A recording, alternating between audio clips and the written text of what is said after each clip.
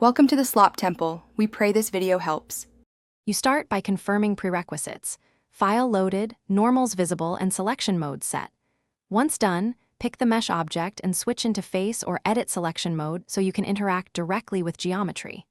Now, activate any selection filters that isolate faces and enable snapping if needed. You do this because faces are defined by vertex indices. Showing indices saves time. From here, use the app's face selection tool, click Box or Lasso to mark the region you want to extract. Once faces are selected, make sure you isolate them so edits don't affect the rest of the mesh. You can hide unselected geometry or create a new object from the selection. Both protect topology. Next, verify face attributes like material ID, smoothing groups, and normal direction. Fix flipped normals now to avoid shading errors later. If you need exact indices, open the Mesh Info panel to read vertex and face ID. Then choose whether to duplicate, separate, or export the isolated faces.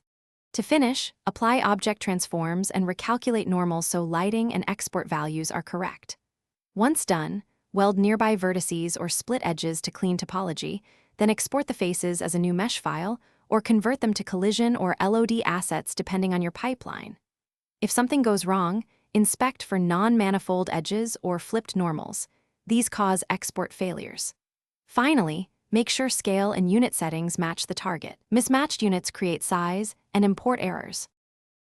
Thanks for watching. Consider subscribing if we helped you.